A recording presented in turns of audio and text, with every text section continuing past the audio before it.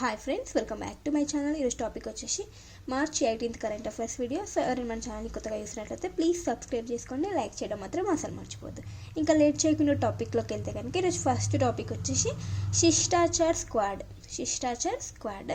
So రీసెంట్గా ఎక్కడ ఈ శిష్టాచార్ స్క్వాడ్ని ఏర్పాటు చేశారంటే ఢిల్లీలో ఈ స్క్వాడ్ని ఏర్పాటు చేయడం జరిగింది. స్క్వాడ్ని సో ఇది ఏంటంటే యాంటీ యూటీజింగ్ స్క్వాడ్ అనమాట. సో ఇక్కడ ఏంటంటే ఢిల్లీలోని ప్రతి డిస్టిక్కి 2 స్క్వాడ్స్ అయితే ఏర్పాటు చేయడం జరిగింది అనమాట. ప్రతి డిస్టిక్కి 2 స్క్వాడ్స్ అనేవి ఉంటాయంట.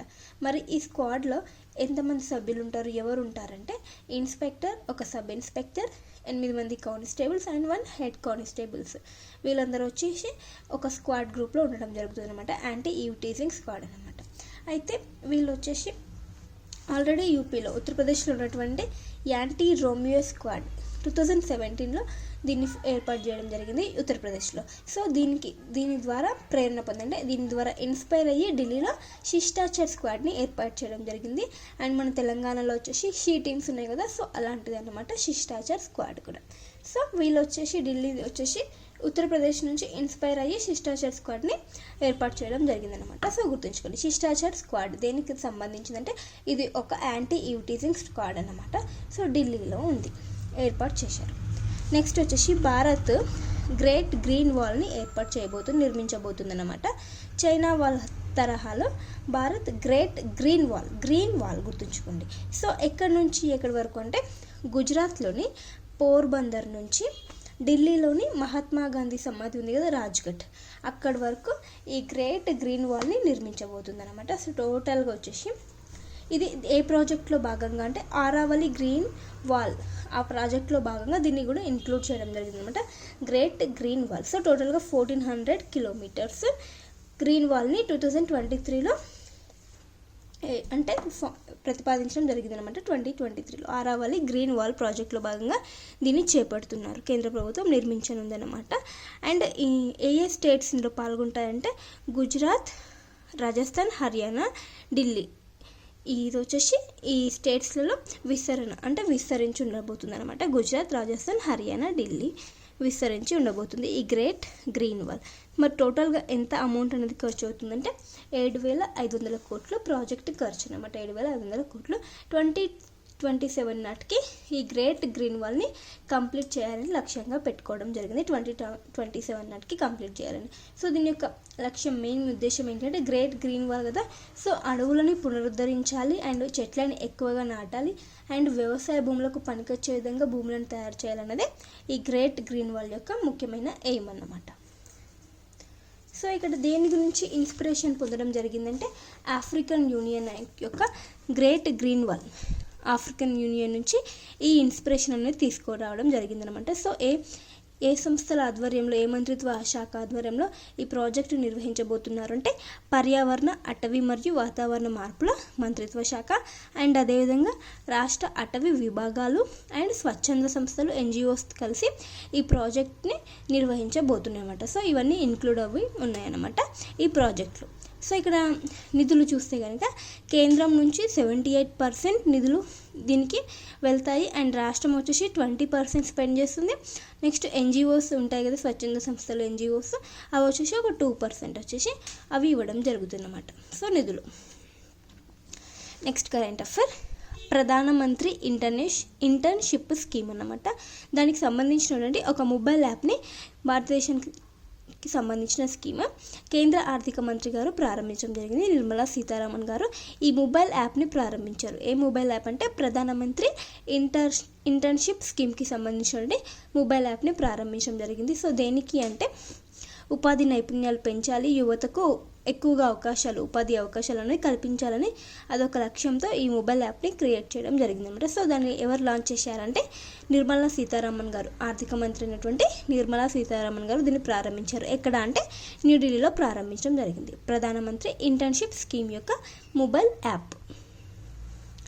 నెక్స్ట్, ఛత్రపతి శివాజీ మహారాజ్ యొక్క ఆలయం ఎక్కడ అంటే మహారాష్ట్రలో ఛత్రపతి శివాజీ మహారాజ్ యొక్క ఆలయాన్ని థానే డిస్టిక్లోని భివండి అనే ప్రాంతంలో దీన్ని నిర్మించారంట, ఛత్రపతి శివాజీ మహారాజ్ ఆలయం. సో ఇది వచ్చేసి రాష్ట్రంలో తొలి దేవాలయం అంట ఛత్రపతి శివాజీ మహారాజ్కి చెందినటువంటి రాష్ట్రంలో తొలి దేవాలయం. సో దీన్ని దేవేంద్ర ఫడ్నవీస్ గారు ప్రారంభించడం జరిగింది. సో గుర్తుంచుకోండి, థానే జిల్లాలోని భివండిలో. నెక్స్ట్ వచ్చేసి కేంద్ర హోంమంత్రి అయినటువంటి అమిత్ షా ఇటీవల అస్సాం పర్యటనలో భాగంగా అక్కడ లచిత్ బుర్ఫుకాన్ పోలీస్ అకాడమీని ప్రారంభించడం జరిగింది. లచిత్ బుర్ఫుకాన్ పోలీస్ అకాడమీని ప్రారంభించారు. ఎక్కడ అంటే ఏ రాష్ట్రంలో అంటే అస్సాంలో ప్రారంభించారు మార్చి 15న. సో ఇక్కడ లచిత్ బర్ఫుకాన్ అంటే అహోం సామ్రాజ్య వీరుడు లచిత్ బర్ఫుకాన్. సో ఇక్కడ ఏంటంటే నైరుతి భారతదేశంలో పోలీసింగ్ను మెరుగుపరిచేందుకు ఈ అకాడమీ అనేది యూస్ఫుల్గా ఉంటుందంట. సో గుర్తుంచుకోండి, లచిత్ బర్ఫుకాన్ పోలీస్ అకాడమీ ఎక్కడ ప్రారంభించారు, ఎవరు ప్రారంభించారు? అస్సాంలో ప్రారంభించారు. కేంద్ర హోంమంత్రి అయినటువంటి అమిత్ షా గారు ప్రారంభించడం జరిగింది. నెక్స్ట్ కరెంట్ అఫైర్, టీఏఎఫ్ఈ వైస్ చైర్మన్గా ఇటీవల లక్ష్మీ వేణుని నియమించడం జరిగిందనమాట. సో ఇక్కడ టీఏఎఫ్ఈ అంటే tractors and form equipment limited. So దీనికి వైస్ చైర్మన్గా లక్ష్మీ వేణుని నియమించడం జరిగిందనమాట, మహిళ.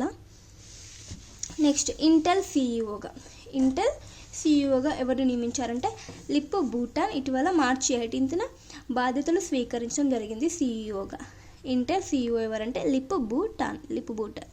నెక్స్ట్ వచ్చేసి ఐఐటి మద్రాస్లో ఒక రీసెర్చ్ సెంటర్ను ప్రారంభించడం జరిగిందనమాట. దేనికి రిలేటెడ్ అంటే థర్మల్ రీసెర్చ్ సెంటర్ను ఎవరు ప్రారంభించారంటే ఇస్రో చైర్మన్ అనేటువంటి వి నారాయణన్ గారు ప్రారంభించడం జరిగింది, థర్మల్ రీసెర్చ్ సెంటర్. సో దాని నేమ్ వచ్చేసి చూస్తే కనుక ఫుల్ బ్రీఫ్గా Shri S Ramakrishnan excellent centre of fluid and thermal science research.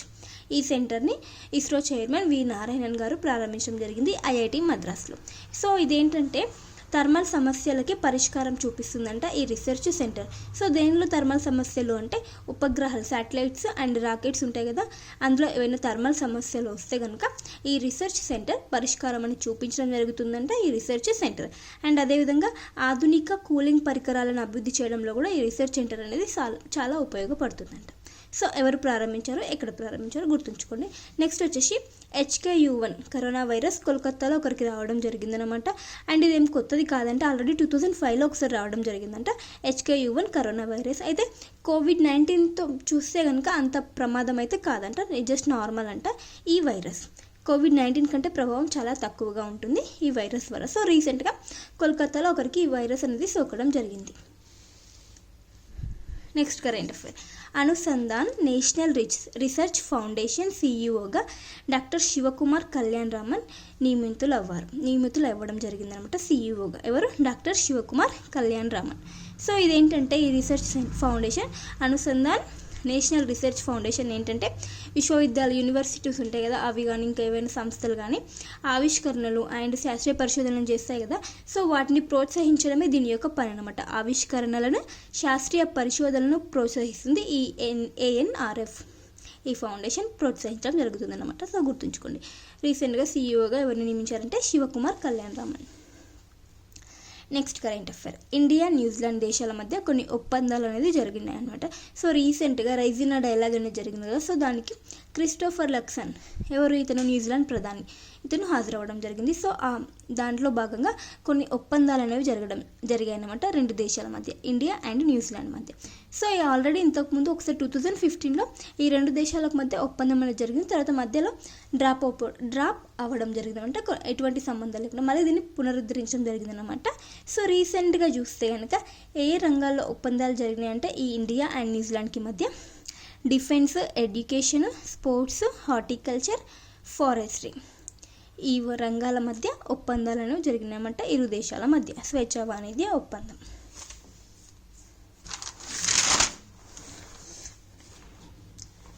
Next current affair, ప్రముఖ సంస్థ ఆహార సంస్థ అయినటువంటి టేస్ట్ అట్లాస్ యొక్క నివేదికలో గార్లిక్ బటర్ నాన్ వచ్చేసి ఫస్ట్ ప్లేస్లో ఉందంట. ప్రపంచంలోనే 50 ఉత్తమ బ్రెడ్ల జాబితాలో గార్లిక్ బటర్ నాన్ వచ్చేసి ఫస్ట్ ప్లేస్లో ఉంది భారత్ నుంచి అనమాట. గార్లిక్ బటర్ నాన్ ఫస్ట్ ప్లేస్లో ఉంది. సో ఏ సంస్థ అంటే దీని నివేదికను ఇవ్వడం జరిగిందంటే టేస్ట్ అట్లాస్, ప్రముఖ ఆహార అండ్ ప్రయాణ సంస్థ. సో టోటల్గా ప్రపంచంలో ఒక 50 ఉత్తమ బ్రెడ్ల జాబితాలో తీసుకుంటే అందులో ఫస్ట్ ప్లేస్ గార్లిక్ బటర్ నాన్కి రావడం జరిగింది. నెక్స్ట్ ఇంకొన్ని చూస్తే కనుక తమిళనాడుకు సంబంధించి పరోటా 6th ప్లేస్లో ఉంది. నెక్స్ట్ నార్త్కి చెందినటువంటి పరోటా వచ్చేసి 18th పొజిషన్, చోలే భటూరే వచ్చేసి 26 ర్యాంక్లో ఉందన్నమాట. సో ఫస్ట్ ప్లేస్ వచ్చేసి garlic butter non. Next current affair ఒక నివేదిక, ఏడిఆర్ నివేదిక. సో ఇదేంటంటే అసోసియేషన్ ఆఫ్ డెమోక్రటిక్ రిఫార్మ్స్ అనమాట. ఏడిఆర్ అంటే ఇది 1999లో ఏర్పాటు అవ్వడం జరిగింది అనమాట.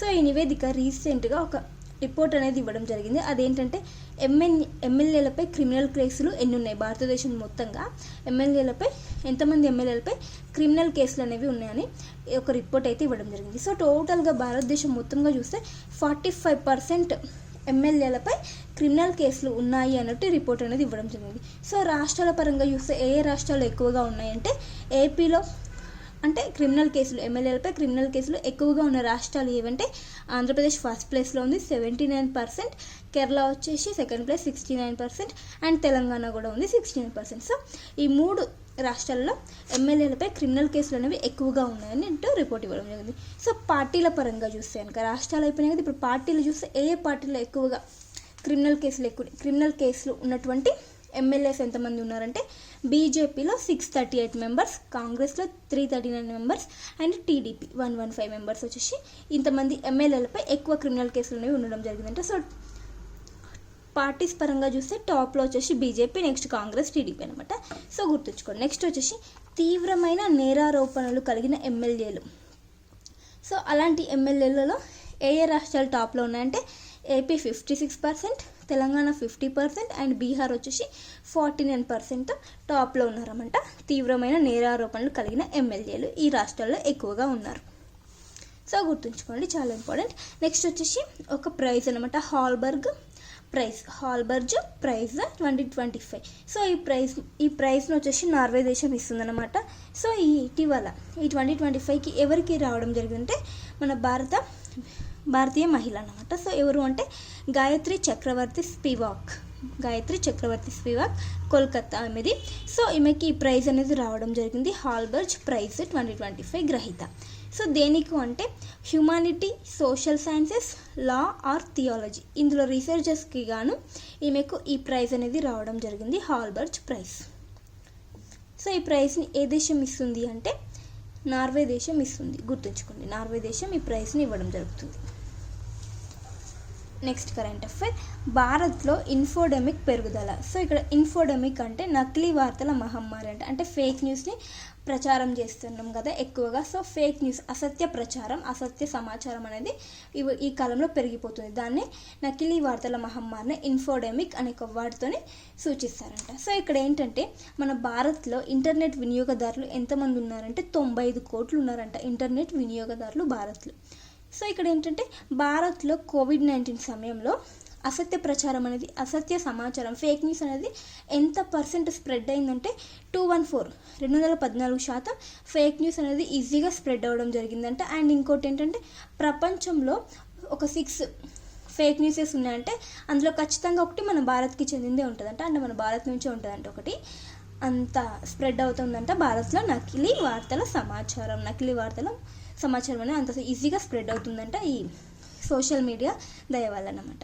సో ఇక్కడ అదే అని చెప్పింది. ఏ సంస్థ దీన్ని సర్వే చేసి చెప్పిందంటే యునెస్కోకి చెందినటువంటి IPSOS సర్వే ప్రకారం ఈ రిపోర్ట్ అనేది ఇవ్వడం జరిగింది అనమాట. సో భారత్లో అసత్య సమాచారం పెరుగుతుంది, అసత్య ప్రచారం కానీ ఫేక్ న్యూస్లు అనేవి ఎక్కువగా పెరుగుతున్నట్లు ఈ రిపోర్ట్ అనేది ఇవ్వడం జరిగింది. నెక్స్ట్ వచ్చేసి భారత్లో జీన్ థెరపీ కార్టిసెల్ని కనుగొన్నారు. సో జీన్ థెరపీ కార్టిసెల్ ఇదేంటంటే బ్లడ్ క్యాన్సర్కు చెక్ పెడుతుందంట. సో ఈ థెరపీని ఈ యొక్క శాస్త్ర సాంకేతికతని ఎవరు అభివృద్ధి చేశారంటే ఈ జీన్ థెరపీ కార్టిసెల్ని IIT Bombay, Tata Memorial Hospital, ముంబైకి చెందినటువంటి టాటా మెమోరియల్ హాస్పిటల్ ఈ సాంకేతికతను అభివృద్ధి చేశాయన్నమాట. ఈ రెండు కలిసి సంయుక్తంగా బ్లడ్ క్యాన్సర్కి చెక్ పెడుతుందంట. ఈ జీన్ థెరపీ అనేది ఒక మెడికల్ కార్టీ సెల్ అనే ఒక థెరపీ దీనికి చెక్ పెట్టడం జరుగుతుంది. సో ఇక్కడ ఏంటంటే ట్రయల్స్ నిర్వహించారంట. సో కొంతమందిపై ట్రయల్స్ నిర్వహిస్తే భారత్లో 73% వరకు రిజల్ట్స్ అనేది సక్సెస్ఫుల్ అవ్వడం జరిగిందంటే విజయవంతం కావడం జరిగిందంటే ట్రయల్స్ అనేవి. సో గుర్తుంచుకోండి, జీన్ థెరపీ ఏ వ్యాధికి అంటే బ్లడ్ క్యాన్సర్కు ఇది ఒక మంచి వైద్య సహాయం అంట, gene therapy CAR T cell. So ఇక్కడ కార్టీ సెల్ అంటే ఏంటంటే chimeric antigen receptor T cell, chimeric antigen receptor T cell CAR T cell gene therapy అని కూడా అంటారు. నెక్స్ట్ వచ్చేసి న్యూఢిల్లీలో క్వాడ్ గ్లోబల్ హెల్త్ వర్క్షాప్ అనేది జరగబోతుంది. Global health workshop. సో ఇక్కడ ఏంటంటే ఒక 3 days వర్క్షాప్ అంట. సో క్వాడ్లో వచ్చేసి సభ్య దేశాలు ఎన్ని 4 కంట్రీస్ అనేవి ఉంటాయి క్వాడ్లో. ఇండియా, జపాన్, యుఎస్, ఆస్ట్రేలియా వచ్చేసి క్వాడ్లో సభ్య దేశాలు అనమాట. సో ఇప్పుడు ఏంటంటే క్వాడ్ వచ్చేసి ఒక వర్క్షాప్ని కండక్ట్ చేస్తుంది. అదేంటంటే గ్లోబల్ హెల్త్ వర్క్షాప్ అంటే ప్రపంచ ఆరోగ్య సమస్యలపై ఒక వర్క్షాప్ని కండక్ట్ చేస్తుంది క్వాడ్. ఎక్కడ అంటే న్యూఢిల్లీలో ఈ గ్లోబల్ హెల్త్ వర్క్షాప్ అని కండక్ట్ చేయడం జరుగుతుంది. ఏ మంత్రిత్వ శాఖల ఆధ్వర్యంలో అంటే విదేశాంగ మంత్రిత్వ శాఖ అండ్ కేంద్ర ఆరోగ్య కుటుంబ సంక్షేమ మంత్రిత్వ శాఖ ఈ వర్క్షాప్ని కండక్ట్ చేయడం జరుగుతుంది. సో ఇందులో వచ్చేసి 16 దేశాల నుండి ప్రతినిధులు పాల్గొంటారు. ఈ 4 కంట్రీస్ నుండే కాక ఇంకా రిమైనింగ్ 16 దేశాల నుండి ప్రతినిధులు ఈ వర్క్షాప్కి హాజరవుతారనమాట. సో ప్రపంచ ఆరోగ్య సమస్యలపై దీనిలో డిస్కషన్ అనేది చేయడం జరుగుతుంది గ్లోబల్ హెల్త్ వర్క్షాప్లో. నెక్స్ట్ తెలంగాణకు సంబంధించిన ఒక కరెంట్ అఫైర్. తెలంగాణలో కళ్యాణ లక్ష్మి పథకం ఇంతకు ముందు ఉంది కదా. సో ఆ పథకం యొక్క నేమ్ అనేది చేంజ్ చేయడం జరిగింది అనమాట. సో దేనిగా చేంజ్ చేశారంటే కళ్యాణ లక్ష్మి పథకం యొక్క పేరును కళ్యాణ మస్తుగా చేంజ్ చేస్తున్నట్లు మంత్రి పొన్నం ప్రభాకర్ గారు ప్రకటించడం జరిగింది అనమాట. సో ఇప్పటి నుంచి కళ్యాణ లక్ష్మి పథకం కళ్యాణ మస్తుగా పిలువబడుతుంది. సో గుర్తుంచుకోండి.